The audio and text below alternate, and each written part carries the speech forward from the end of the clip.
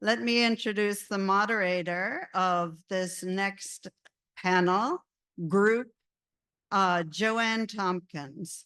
Joanne Tompkins is a teacher and teacher educator whose focus has been Inuit and Mi'kmaq education and inclusive education.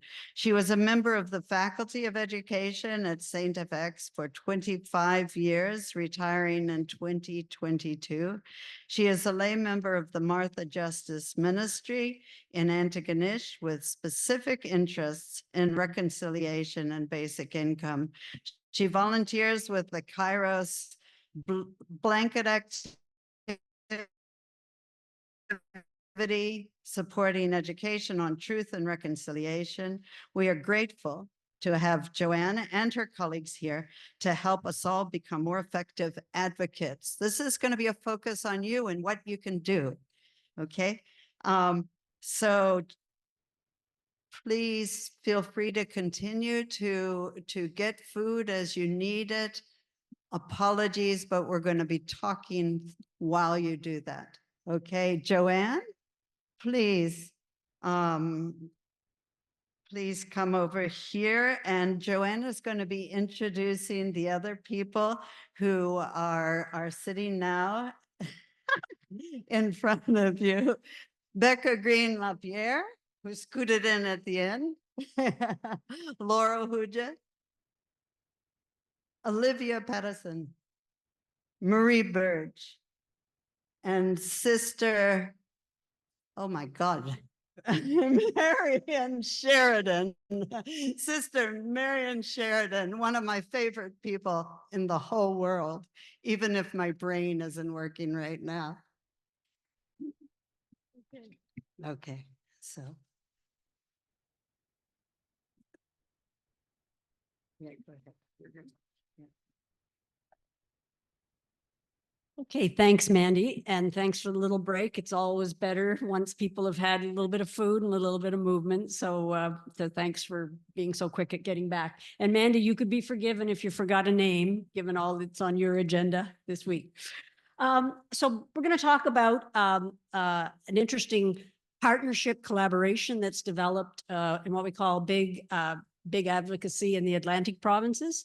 And so this is a session that has a little shortish panel to the point. And then afterwards, we're really going to try and have some conversation sharing and break into some groups for discussion about what kinds of actions can be strengthened from being in partnerships. So I'm going to just very briefly introduce a little bit more who our panel is, and then we'll go fairly quickly through our agenda. So Marion Sheridan is a clinical social worker that has included years of community work. Interacting with people living in poverty has been something she's been doing for 50 years. So no wonder there's so much wisdom. She's been part of an NGO at the United Nations for 15 years. Marion uses every opportunity to integrate the UN Sustainability Development Goals, which Canada signed on to, that assert, a quote, that no one will be left behind in all that she does. And as we'll see later in the presentations, the congregations of the Sister of St. Martha were part of the story of this coalition that we built in the Atlantic provinces from the beginning. So Marion's on our far left. Next to Marion is Marie Burge, who's active in our coalition, and she's lived and worked in PEI her whole life, which is a wonderful claim to fame. She has a master's degree in sociology. She's a founder, current member, and staff of Cooper Institute that was established in 1984, founder and current member of the PEI Working Group for a Livable Income, and you'll hear more about that from Marie, since 2003, and she's part of Basic Income Now Atlantic since 2021. Marie has spent as well over 50 years working with others for systemic change towards the elimination of poverty and excessive concentration of wealth.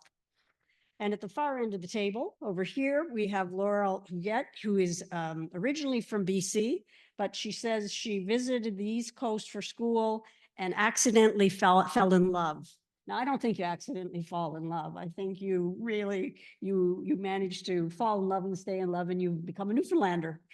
She works with the Food First Newfoundland because she's passionate about how food intersects with social, economic, and environmental justice. She started out as a community support worker for various groups, including children and adults with disabilities, people with addictions, folks experiencing homelessness.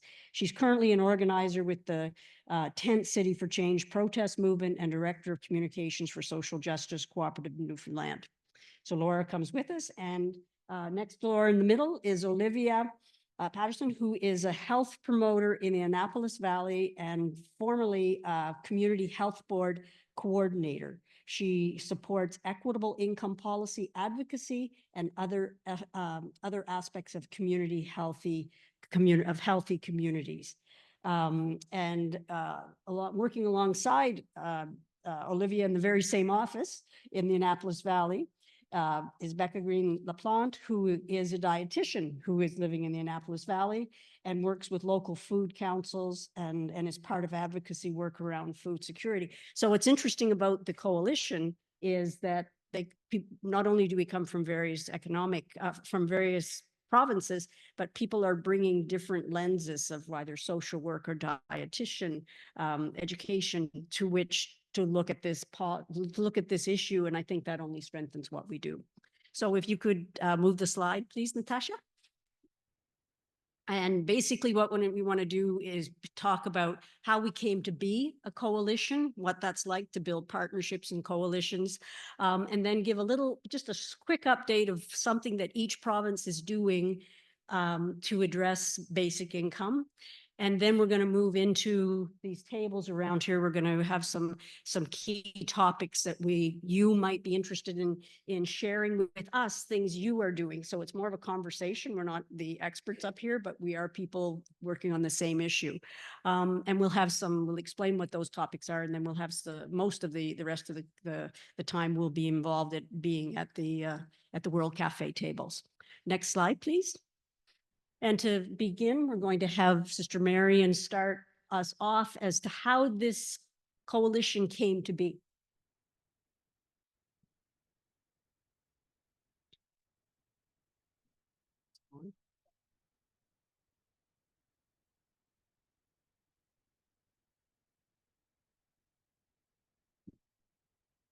Hello, yep. Yeah, right. I know everybody's pushed for time. Thank you, Joanne.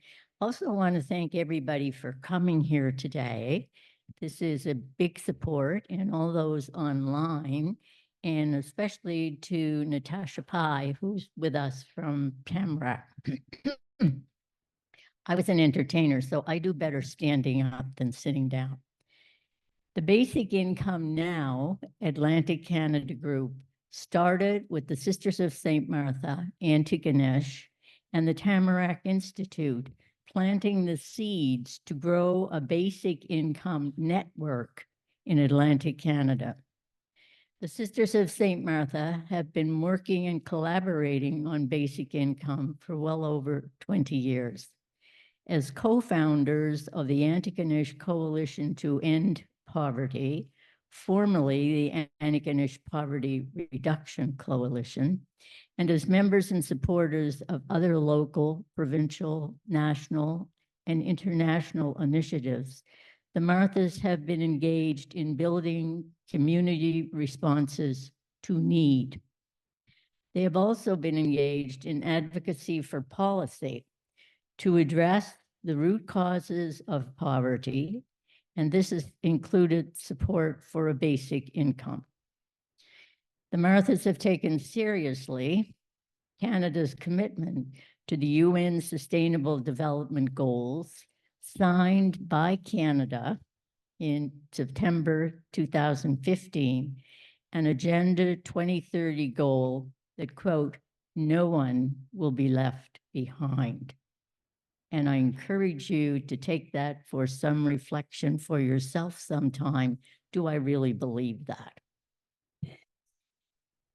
The transition to a basic income is part of this call and is founded on the basic values the Marthas hold: dignity and respect for every human being and all of creation, and the uniqueness of each person and the right to a quality of life.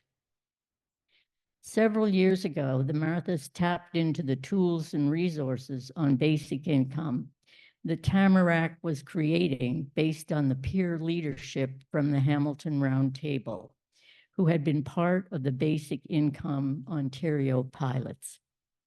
With so many other communities ending poverty, members became interested in this topic, and Tamarack spent quite a while raising the voices and information of basic income to shed more light on BI as a poverty reduction strategy.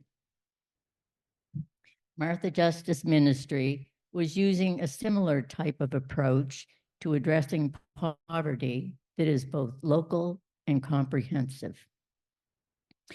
Adhering to the SDGs, not focusing on just one facet of poverty. With the Antigonish Coalition to End Poverty, they work to bring together community leaders from all sectors, engaging people with lived experience and figuring out what the community can do without the government while still holding municipal, provincial, federal governments accountable for the pieces they must do. Martha Justice Ministry and Tamarack used this shared approach to bring the Atlantic BI group together. There was agreement on the importance of a regional approach to getting a united front on basic income.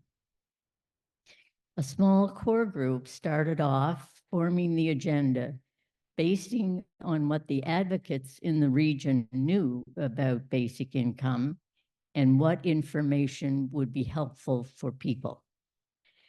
There was outreach to those influential and Atlantic BI, advocates who would bring people together from the Atlantic region for the first time. The group of influential BI advocates formed the agenda. Tamarack continued to reach out to their networks in Atlantic Canada to invite them to first few calls and gauge what the interest was in the subject. The Basic Income Now Atlantic Canada Core Planning Group began to take shape, starting with a goal of developing a shared consensus statement that outlined the basic income we want to see in Atlantic Canada. That was in 2021, and we have been going strong since then. One key milestone for the group so far was the development of the Basic Income Atlantic Canada Summit that brought together people from different levels of government and advocates. As Tamarack Natasha Pai states, and I quote, "I truly think having this project to collaborate on was a galvanizing moment for the group. It built trust by showing that each person in the group had a unique asset, network, knowledge, influence to contribute that would accelerate the collective Atlantic movement of BI. The people in this small group were connected to policymakers who would make decisions on BI. And those policymakers were interested in being more connected to one another. We'll continue with the group. Thank you.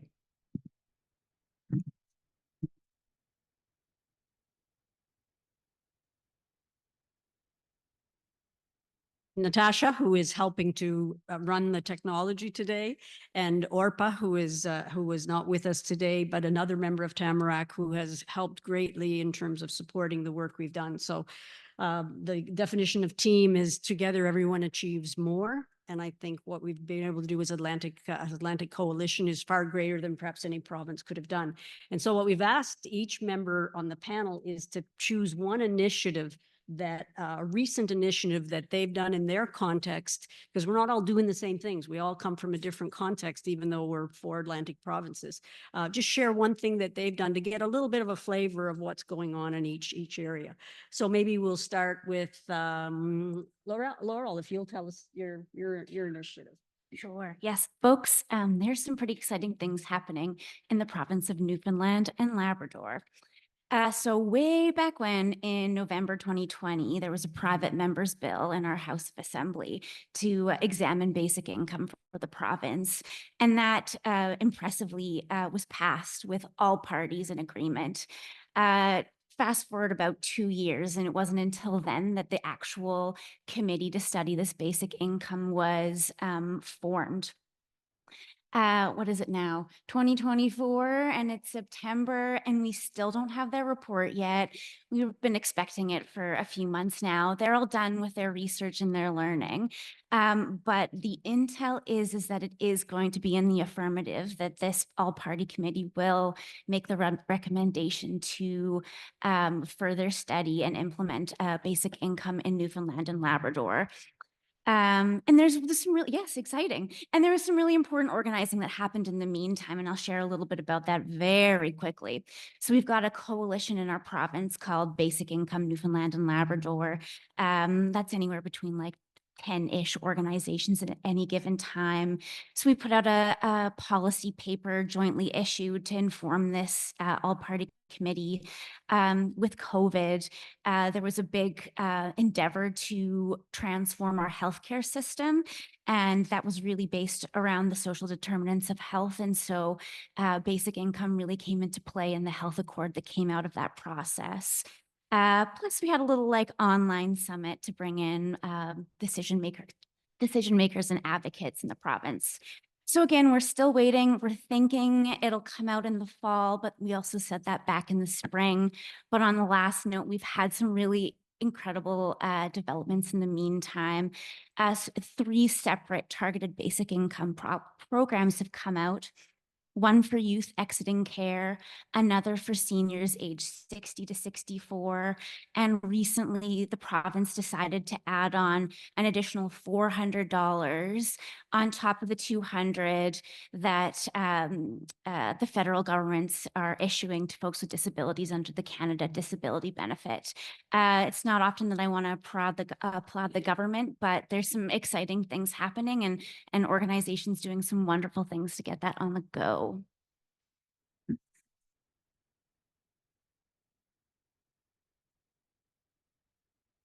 That comes from doing these initiatives. We'll go to you, Olivia. Tell us about Nova Scotia. Yeah, Get about be closer. This sounds good. Hi, everybody. I'm Olivia, and I guess I'll share a bit about the couple of tools that we've created in partnership with the Atlantic group with folks here in Nova Scotia. Some of them are in this room, including Becca. And the work that's happening here in Nova Scotia in relation to those. So those are a municipal advocacy toolkit, which you'll be able to talk about and hear more about later, as well as a documentary screening toolkit. And connected to those, folks have been going out and advocating that their municipal units within the province and also across all of Atlantic Canada has been doing this as well.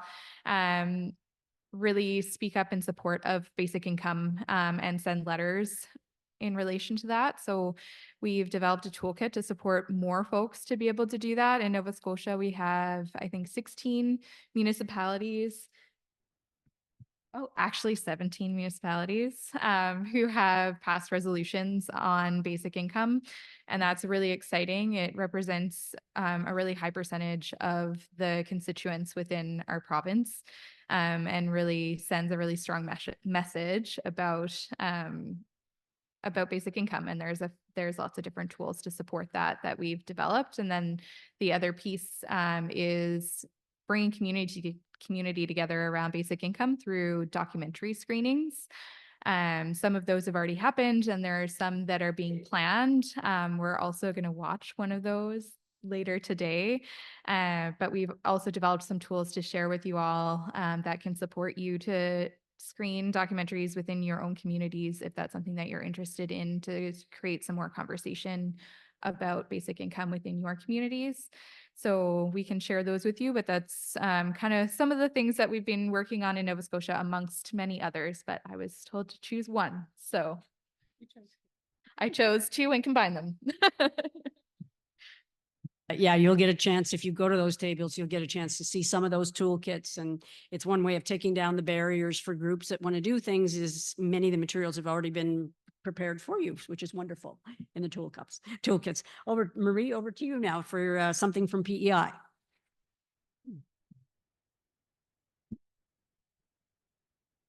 Well, as some of you know, we have in Prince Edward Island a proposal which has been prepared over a number of years by a very efficient and well-founded committee that worked on it for 18 months. And it's called Proposal for a Guaranteed Basic Income Benefit for Prince Edward Island.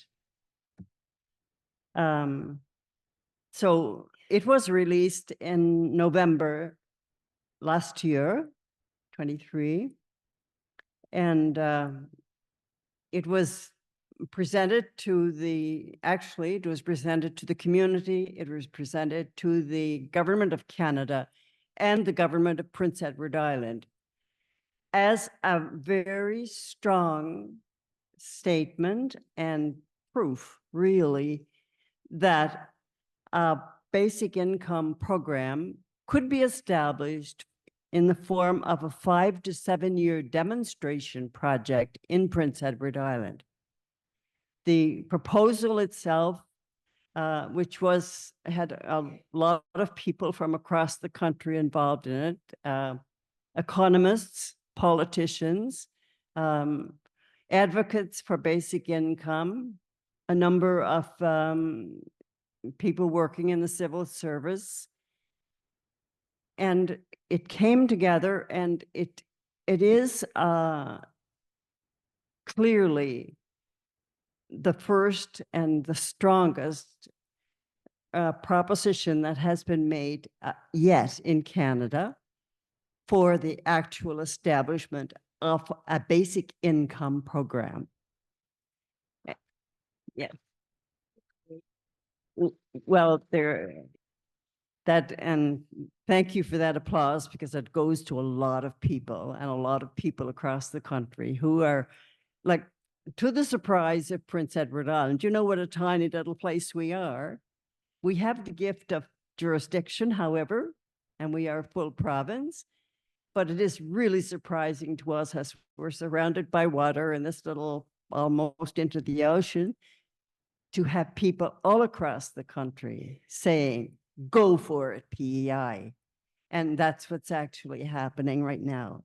So the proposal went forward, and we claimed it as a gift to the government of Canada and to the government of Prince Edward Island, as well as to the people of Prince Edward Island. So the question I'm addressing right now is, so what's happened? What happened was quite interesting, right? Around the time of the presentation of the proposal, the minister responsible in Prince Edward Island, Minister Ramsey, who is the Minister for Social Development and Housing, wrote a letter to our counterpart in Ottawa, the minister responsible for similar responsibilities, asking for the federal government to proceed with the provincial government to establish a working group around that proposal, to look at what are the possibilities, what are the difficulties, what are the things that need to be worked out, what kind of data is available to support it, and so on. So that letter went to the federal minister. The federal minister responded by saying, yes, we will put together such a committee. We have a lot of questions about what that committee will look like, but we do know it started. We do know that at least two people from Prince Edward Island have been named to that federal provincial committee. We know that they have met. We don't know what they talked about, of course. And so that's really kind of the action. We're waiting, hopefully this fall, to hear what kind of progress has been made on that. And I just want to say that this project, from the perspective of it as a report, now a 40-page report, it's very impressive. But I want you to know that although it was done by people from all across the country, the origins of the work that got started here, the origins of this is in the ordinary community people of Prince Edward Island. And it was out of a meeting of the community that established a group that would be dedicated for 21 years to establishing basic income in Prince Edward Island. And that work is continuing. So I just...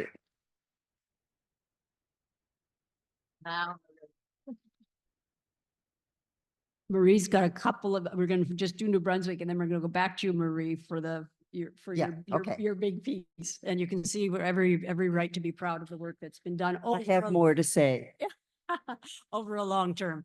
The last group that's not with us today, and they're not with us today, New Brunswick, because they're doing their latest initiatives. And Suzanne White and Rose Hannah Gaskin couldn't be with us today because as we speak, they had a community farm event that they were attending to bring information about basic income to that group of people, and they were successful actually having their MP Jenica Atwin be present for that day. So that gives you the kind of work that they're doing in particularly around the Fredericton area to kind of go to different communities.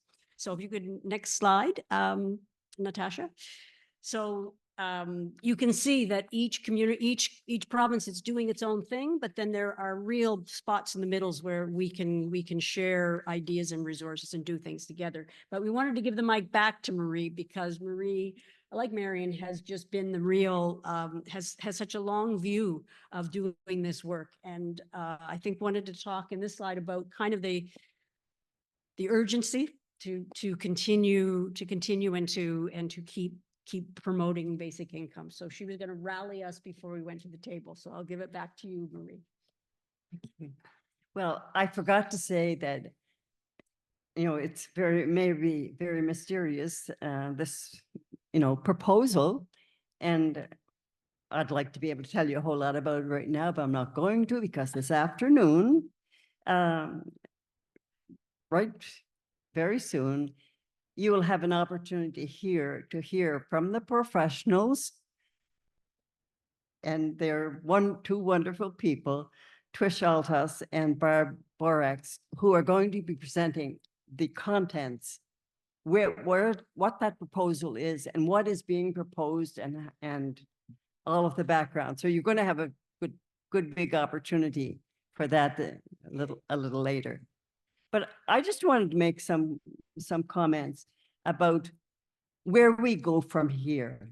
Like this, to have a group like this together today is just so amazing. And I just want to say that we are at a moment of, I won't call it crisis, but it is the political clock is ticking on basic income guarantee. We can't just sit around.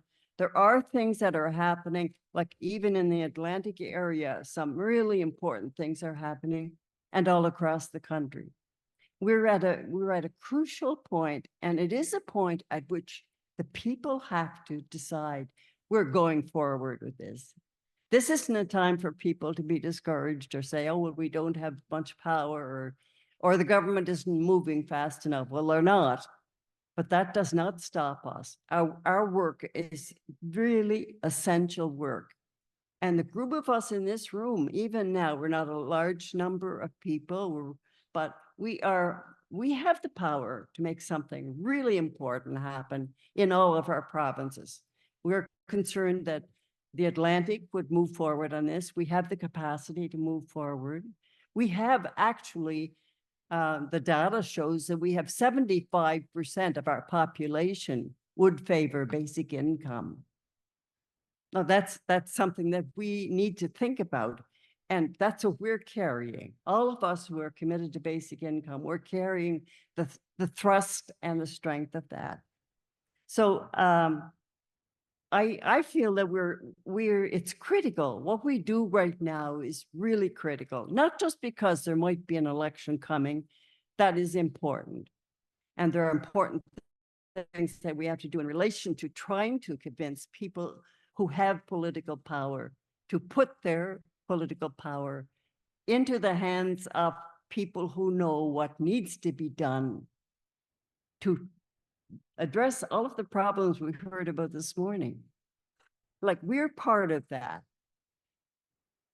And I have to say that when we started Prince Edward Island 21 years ago, promoting basic income guarantee, although we didn't call it that then, we knew who the forces were that we're dealing with. We knew them. We named them even. We heard them named this morning really clearly. And we saw how capitalism, how the colonization and all of those are forces. But listen, we can deal with that. And I am totally leaving here with a lot of energy because I heard this morning, for the first time, I heard that basic income guarantee is an Indigenous idea. And I just felt, oh, we're in the right path. And I really feel the energy of that. And I hope that the rest of you feel that too. Like, this is not something brand new.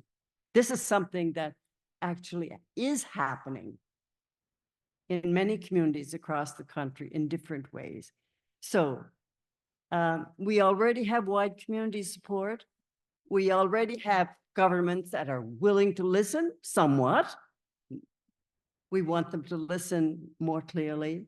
We have people who all over the Atlantic area working on this really diligently. So we have the power, and we need to go forward with that. So I just want us to take, like, because we're an Atlantic group, to say that we need to take our Atlantic voice and we need to express our Atlantic voice. We know where we need to go with this, and we have to say clearly, in one voice. It's not one of us ahead of the other, but in one voice, we have to say, we're going for a basic income guarantee, and we want it to start now.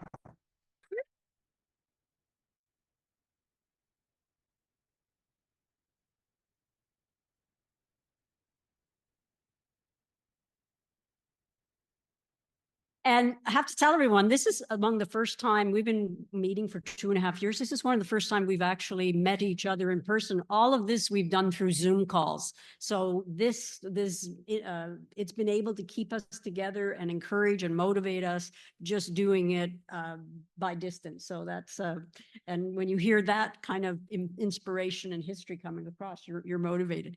So we're just going to tell you about the tables, and you'll have just a very few minutes to pick, probably just pick one table. I'm not sure what our timeline is in terms of the next session, but yeah, so we just have a World Cafe kind of setup, which means that we've got four things that you might want to talk more about, be part of a discussion about.